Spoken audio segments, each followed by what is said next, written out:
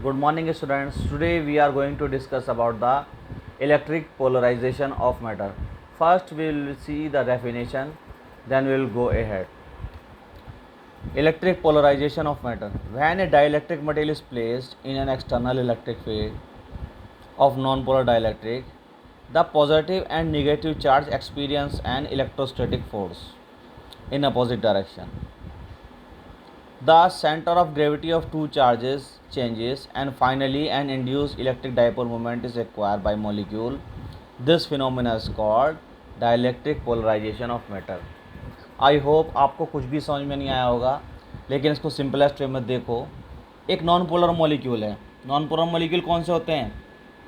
जिनका net dipole moment क्या होता है? जीरो. फॉर एग्जांपल CO2 मैंने कल भी बताया था आपको. तो इसका नेट डाइपोल मोमेंट कितना है? जीरो. क्योंकि P1 कितना है इस डायरेक्शन में, P2 है दूसरी डायरेक्शन में, नेट डाइपोल मोमेंट जीरो है.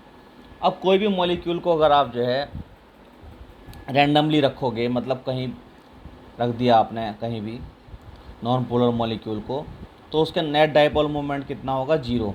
उसका रीज़न क्या है? कि सारे डाइपोल मोमेंटम रैंडमली ओरिएंटेड होंगे. कैसे रैंडमली ओरिएंटेड होंगे? जिस तरह से मैं दिखा रहा हूँ आपको, इस तरीके से रैंडमली ओरिएंटेड होंगे, अलग अलग डायरेक्शन होंगी.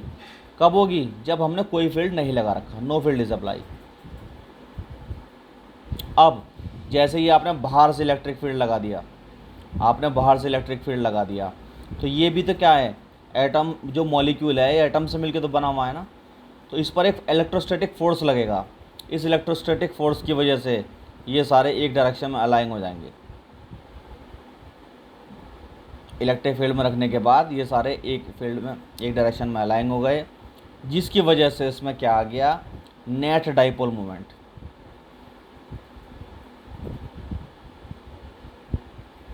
या इसको कह सकते हैं नेट इंड्यूस. इंड्यूस का मतलब प्रेरणा पाकर. नेट इंड्यूस डाइपोल मोमेंट आ गया. ठीक है. इस तरह के सिचुएशन को कहेंगे डाइलेक्ट्रिक पोलराइजेशन. कि जब किसी नॉन पोलर मॉलिक्यूल को आप एक्सटर्नल इलेक्ट्रिक फील्ड में रख दोगे, तो उसके अंदर एक इंड्यूस डाइपोल मोमेंट जनरेट हो जाता है नेट. इसी पोजीशन को कहेंगे dielectric polarisation of matter. Now you will see the definition and you will understand. When a dielectric material is placed in the external electric field, ये dielectric material है, इसको हमने कहाँ रख दिया? एक्सटर्नल इलेक्ट्रिक फील्ड में. The positive and negative charge experience electrostatic force. अब मान लो ये पॉजिटिव चार्ज है न्यूक्लियस का, चारों तरफ इलेक्ट्रॉन है. जब इसको इलेक्ट्रिक फील्ड में रखोगे तो ये पॉजिटिव निगेटिव क्या होंगे? ऐसे हो जाएंगे. थोड़े से क्या हो जाएंगे? सेंटर ऑफ ग्रेविटी इनकी आउट हो जाएगी, थोड़े से चेंजेस हो जाएंगे. ठीक है. Experience an electrostatic force in the opposite direction, the centre of gravity of two charges changes and finally and induce electric dipole moment acquire by the molecule. Induce electric dipole moment acquire हो गया. This phenomena is called dielectric polarisation. अब हम देखते हैं behaviour of dielectric in electric field.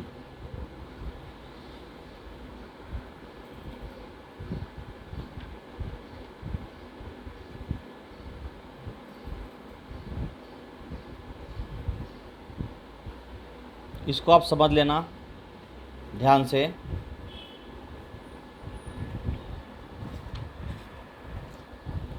ये है आपका capacitor. You have this capacitor here. First is positive plate and another is negative plate, and you are giving a electric field generated due to this reason. इसमें क्या होगा? एक electric field generate हो जाएगा. उसकी वैल्यू है मान लो E. अब ठीक है, अभी तक कोई दिक्कत नहीं है. पॉजिटिव नेगेटिव दूसरे को अट्रैक्ट करते हैं, जिसकी वजह से इलेक्ट्रिक फील्ड जनरेट हो जाएगा E. अब जैसे ही आपने इसके अंदर एक डाइलेक्ट्रिक रखा, when you put A dielectric inside it, non polar molecule का, तो इसमें क्या होगा? जो इसके अंदर एटम से मॉलिक्यूल होंगे उस पर इलेक्ट्रोस्टैटिक फोर्स लगेगा. पॉजिटिव नेगेटिव को रिपेल करता है या अट्रैक्ट करता है. ऐसे करके इसमें जो है जनरेट हो जाएंगे.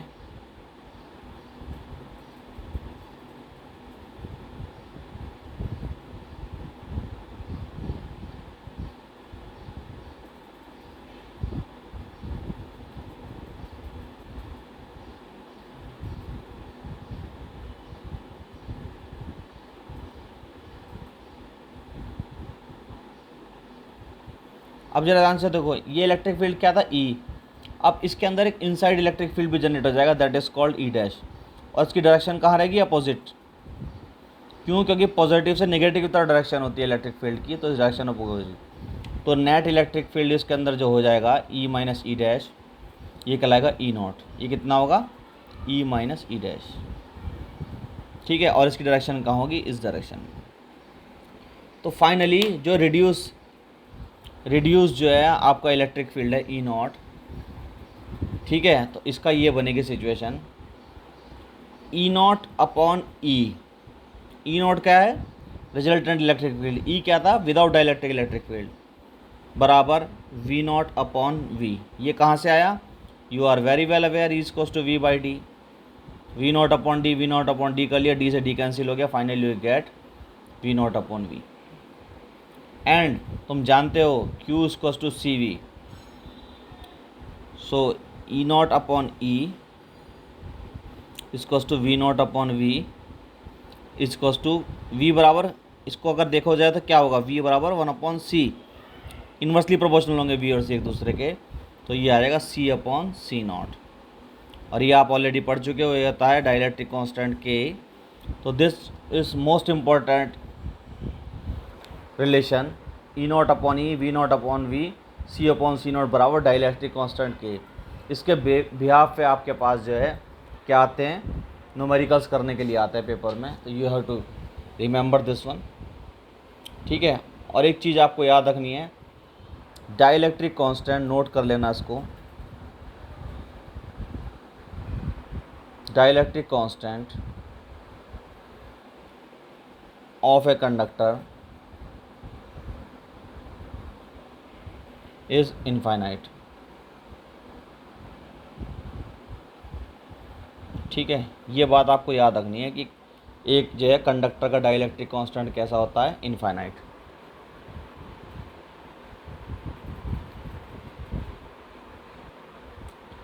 Now we are going to discuss about the combination of capacitor. There are two types of combination available here in series combination, and second one is parallel combination.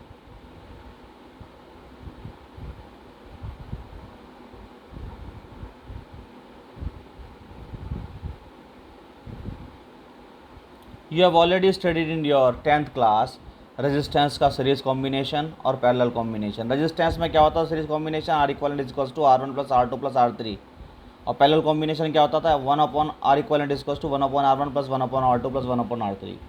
In the similar way, यहाँ थोड़ा सा change होगा, formula last में change हो जाएगा। आप पहले समझो कि सीरीज कॉम्बिनेशन होता कैसे है। ये एक कैपेसिटर है, this one is first capacitor C1, इस पर चार्ज है Q पॉजिटिव का, इस पर चार्ज है निगेटिव का Q। इसके अंदर जो है पोटेंशियल कितना है, V1। That's another capacitor C2, charge जो है इस पर सेम ही है, और इसके पोटेंशियल कितना है, V2 potential difference. That is C3, इसका पोटेंशियल कितना हो गया, V3। और ये यहाँ से हमने क्या कर दिया, इसको ग्राउंड कर दिया, टोटल पोटेंशियल इसका जो है V है। इस तरह के कॉम्बिनेशन को C1 C2 C3 एक लाइन में रखे हुए हैं, this combination is called series combination.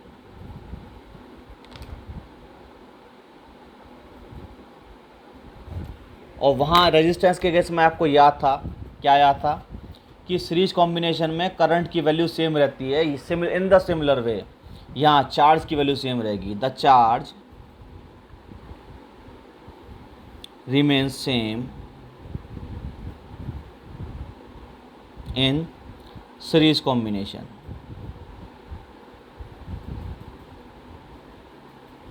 तो फर्स्ट कैपेसिटर के लिए V1 बराबर Q अपॉन C1, दूसरे कैपेसिटर के लिए V2 equals to Q upon C2, and in the similar way V3 equals to Q upon C3। Total potential कितनी है V, आपने मान लो 10 वोल्ट दी, तो 10 वोल्ट 3 भागों डिवाइड हो जाएगी, 6 volt 2 volt 2 volt. Finally V equals to V1 plus V2 plus V3। ठीक है, तो V इज इक्वल्स टू, हम V को इक्वल्स टू क्या मान सकते हैं, Q बाई C भी मान सकते हैं, या C इक्वलेंट मान सकते हैं।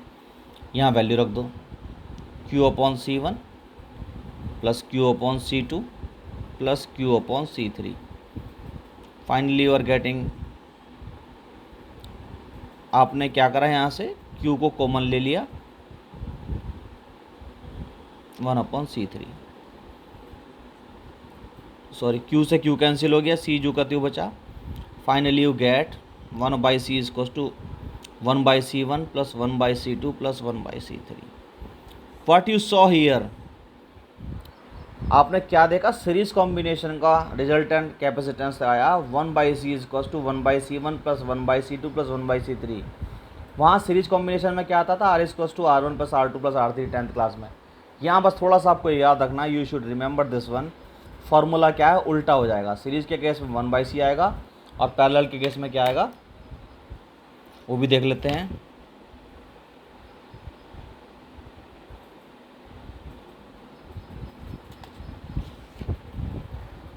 पैरेलल कॉम्बिनेशन में इसका पहले डायग्राम देख लेते हैं.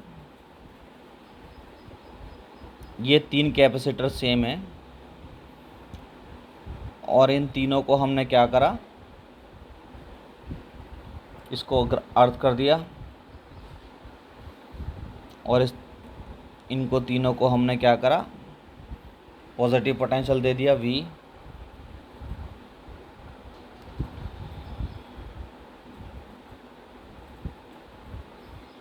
ये कैपेसिटर है C1, ये कैपेसिटर है C2, ये कैपेसिटर है C3. यहाँ पर चार्ज कितना है Q1, यहाँ पर चार्ज कितना है Q2 और यहाँ पर चार्ज कितना है Q3. अब पैरेलल कॉम्बिनेशन में आपको याद होगा 10th क्लास से, क्या याद है आपको, द वोल्टेज रिमेन्स सेम या पोटेंशियल डिफरेंस रिमेन्स सेम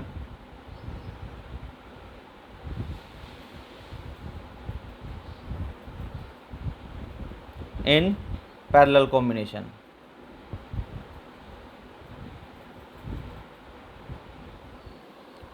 जब आपका वोल्टेज रिमेन्स सेम है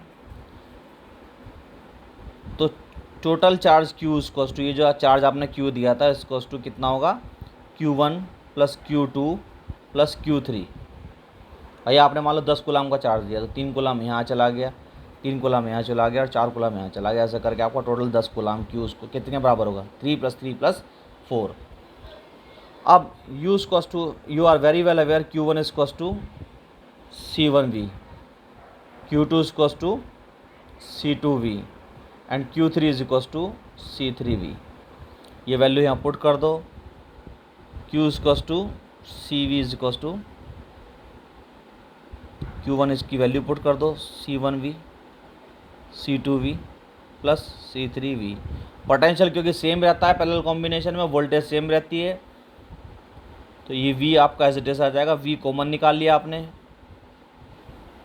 C1 plus C2 plus C3 CV. V से V कैंसिल हो गया. Finally you will get C is equivalent is equals to C1 plus C2 plus C3. So far as concerned, you saw here series and parallel combination of the capacitor. The formula is little bit different from the resistance.